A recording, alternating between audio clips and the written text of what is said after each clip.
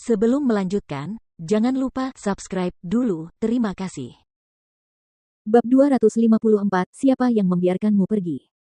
Kau benar-benar membunuhnya. Dua tetua sekte penyihir langit yang tersisa tergagap, menyaksikan darah tetua itu merembes keluar dari lubang di tengah dahinya.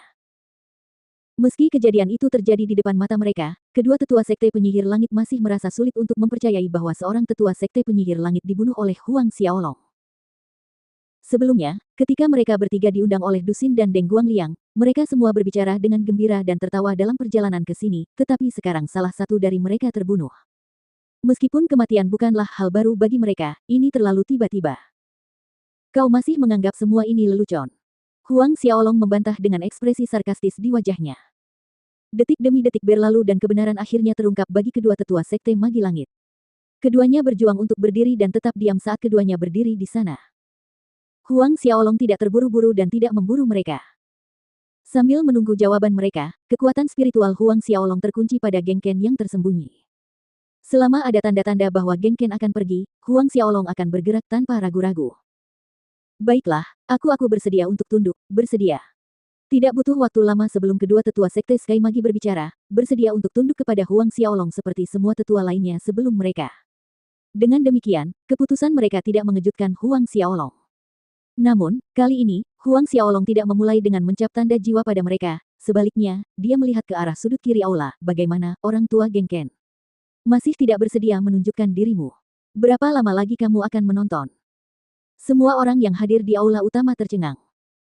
Dari Dusin, Deng Guangliang, dan kedua tetua, hingga Geng Ken yang bersembunyi di sudut, karena dia tidak menyangka Huang Xiaolong akan tiba-tiba mengatakan sesuatu seperti itu.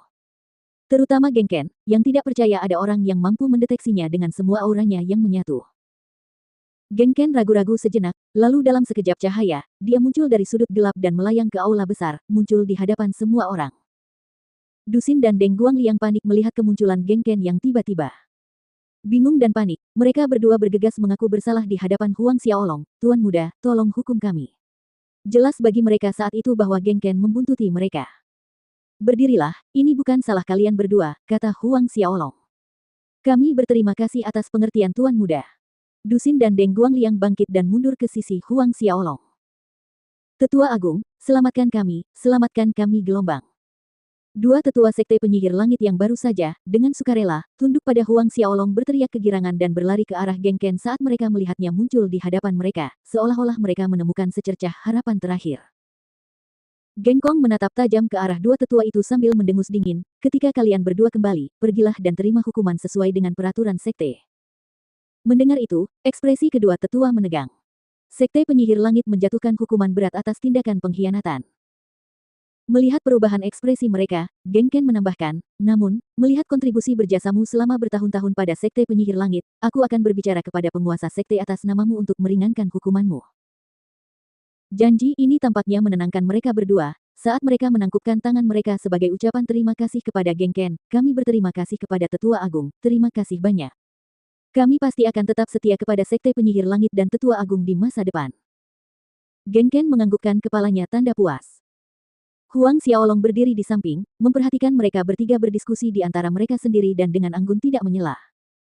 "Menunggu hukuman dari Sekte Penyihir Langit saat kau kembali.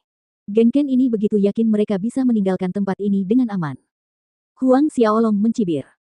Dilihat dari cara bicara Geng Ken, tampaknya dia sangat percaya diri dengan kekuatannya. Pada saat ini, Geng Ken akhirnya mengalihkan perhatiannya ke arah Huang Xiaolong dengan mata yang penuh selidik, mengamati Huang Xiaolong dari atas ke bawah. "Adik kecil, aku harus memanggilmu apa?"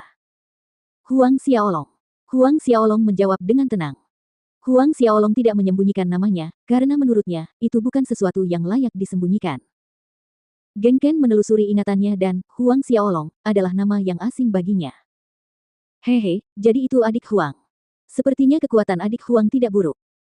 Geng Ken terkekeh sambil berkata, "Bahkan Chen Xiaotian, orang tua itu, tidak bisa mendeteksi saat aku menunjukkan teknik tubuh tersembunyiku, yang membuatku sangat penasaran, kapan adik Huang menyadari kehadiranku. Baru saja mengacu pada saat Huang Xiaolong mengungkapkan bahwa sebagian besar tetua sekte Sky Magi berada di bawah kendalinya, Geng Ken mungkin secara tidak sengaja memperlihatkan sedikit auranya karena terkejut. Dalam pandangan Geng Ken, pastilah saat itulah Huang Xiaolong mendeteksinya. "Apakah ini begitu penting?" Huang Xiaolong bertanya alih-alih menjawab. Geng Ken terkejut dan kemudian tertawa kecil, hehe, aku hanya bertanya.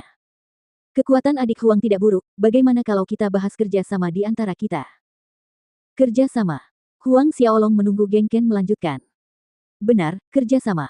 Wajah Geng Ken berseri-seri, kita berdua akan bekerja sama untuk membunuh Chen Xiaotian. Kemudian, kita bisa menelan sekolah Blood Swallow, memusnahkan Sekte Sembilan Iblis dan kita akan mengendalikan seluruh kota setan hitam di tangan kita. Sekte Penyihir Langit, Sekolah Walet Darah, dan Sekte Sembilan Iblis merupakan tiga kekuatan utama di kota Iblis Hitam. Di antara ketiga kekuatan itu, kekuatan Sekte Sky Magi dan Sekolah Blood Swallow serupa, tetapi Sekte Nine Fien jauh lebih kuat daripada keduanya. Saat ini, posisi kastelan kota Black Demon dipegang oleh pemimpin sekte dari Sekte Nine Fien. Dengan kata lain, Sekte Nine Fien adalah penguasa sebenarnya kota Black Demon, sementara Sekte Sky Magi dan Sekolah Blood Swallow hanya menguasai satu area di dalam kota Black Demon. Tentu saja, kekuatan Sekte Sky Magi dan Sekolah Blood Swallow tidak selemah yang terlihat, tidak akan mudah jika Sekte Nine Fien memutuskan untuk memusnahkan kedua kekuatan ini. Selain itu, Sekte Nine Fien akan membutuhkan bantuan mereka ketika kekuatan luar datang menyerang. Oleh karena itu, selama ini, Sekte Nine Fien tidak melakukan gerakan apapun terhadap Sekte Sky Magi atau Sekolah Blood Swallow. Huang Xiaolong menatap Geng Ken. Anehnya, ambisi lelaki tua kecil ini lebih besar dari tubuhnya. Dia tidak hanya ingin mengendalikan Sekolah Blood Swallow, dia juga ingin memusnahkan Sekte Sembilan Iblis dan menguasai kota setan hitam.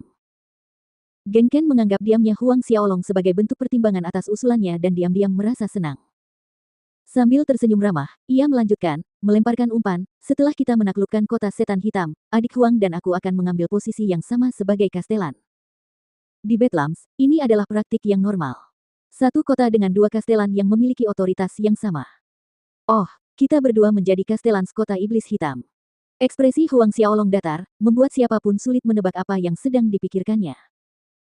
Geng Ken tersenyum dan melanjutkan, benar sekali, kita berdua akan berbagi tanggung jawab sebagai penjaga kota iblis hitam. Dusin, Deng Guangliang, dan dua tetua sekte penyihir langit berdiri di samping, tak seorang pun bersuara. Kedua tetua itu awalnya adalah anggota faksi Geng Ken, sehingga tak satu pun menunjukkan ekspresi terkejut saat mendengar bahwa Geng Ken berencana membunuh Chen Xiaotian. Huang Xiaolong menatap Geng Ken langsung dan menggelengkan kepalanya. Orang tua Geng Ken ini cukup pandai dalam merencanakan, ingin meminjam kekuatannya dengan menggunakan posisi kastelan kota setan hitam untuk memikatnya. Orang tua kolot ini benar-benar mengira Huang Xiaolong adalah orang bodoh. Huang Xiaolong berkata, Sekte Penyihir Langit dan Kota Iblis Hitam akan ditaklukkan, tapi bukan dua orang, hanya aku. Geng Ken tertawa terbahak-bahak mendengar kata-kata Huang Xiaolong, tetapi tiba-tiba saja, wajahnya berubah muram. Sambil mencibir dingin, Geng Ken berkata, karena adik Huang begitu percaya diri, maka aku akan menunggu hari yang gemilang ketika adik Huang berhasil menjadi kastelan kota setan hitam. Selesai mengatakan itu, Geng Ken berbalik, berencana untuk pergi bersama dua tetua sekte Sky Magi lainnya. Siapa yang mengizinkanmu pergi? Pada saat yang sama, suara dingin Huang Xiaolong terdengar. Geng Ken berhenti dan berbalik, menghadap Huang Xiaolong. Cahaya berbahaya berkedip suram di kedalaman matanya, bocah kecil, di dalam kota setan hitam, aku datang dan pergi sesukaku. Apakah menurutmu seorang ordo keenam kecil sepertimu bisa membuatku tinggal? Saat kalimatnya berakhir, api pertempuran merah menyala keluar dari tubuhnya dan ruang di sekitarnya langsung diselimuti oleh momentum yang kuat.